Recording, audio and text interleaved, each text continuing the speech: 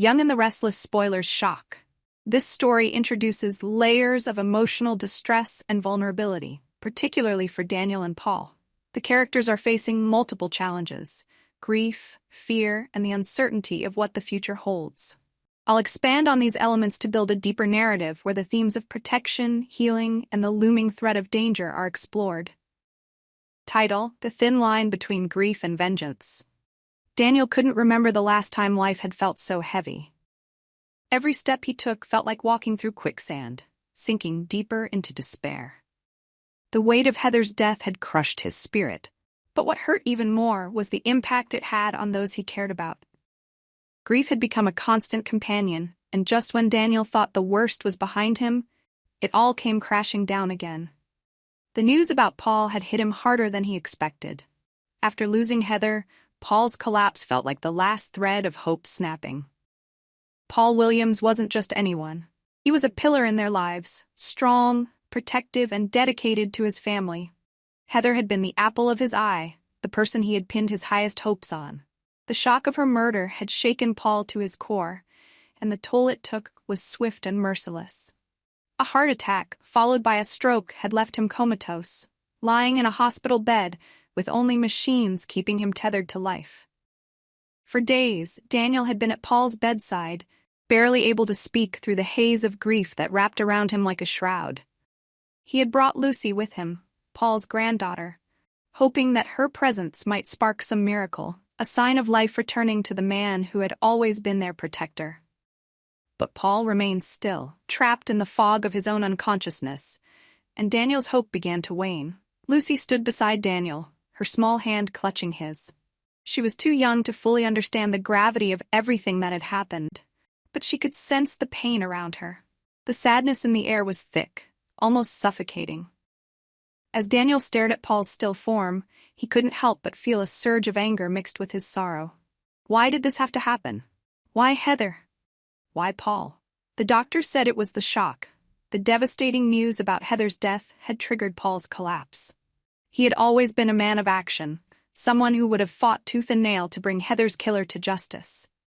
But now, with Paul lying in a hospital bed, helpless, it was up to Daniel to step into the role of protector. He wasn't sure he was ready for that. Not after everything. Daniel glanced at Lucy, who was sitting quietly in a chair by Paul's bedside. She was tracing her finger along the edge of the blanket, lost in thought. "Lucy, sweetheart, why don't we take a break and get some fresh air?" Lucy nodded, her eyes lingering on Paul for a moment before she followed Daniel out of the room. The hospital hallways felt cold and sterile, a stark contrast to the warmth of the family they had once been. Daniel could feel the pressure building in his chest. He was barely holding it together. And with Heather gone and Paul incapacitated, the burden of responsibility was growing heavier by the second. But it wasn't just grief that was gnawing at Daniel, it was fear. Ever since Heather's murder, Daniel had been plagued by the thought that whoever had killed her might not be finished. Paul had been a relentless investigator, and even in his weakened state, he was a threat to those responsible. The people who had taken Heather's life knew that if Paul ever recovered, he would stop at nothing to find them and make them pay. That put Paul in danger. The fear was more than just paranoia. Genoa City had always been a place where secrets festered in the shadows, and Daniel knew that Heather's death wasn't just a random act of violence. It was calculated. There were enemies lurking in the dark, and they wouldn't hesitate to silence Paul if they thought he was getting too close to the truth. Daniel was torn. He needed to go back to Genoa to handle Heather's funeral, to say his final goodbyes, and to support the friends and family who were mourning her loss. But leaving Paul alone in the hospital, vulnerable and defenseless, felt wrong. What if something happened to him while Daniel was gone? What if Paul never woke up? As he stood outside the hospital, the cool autumn breeze cutting through the air, Daniel pulled out his phone.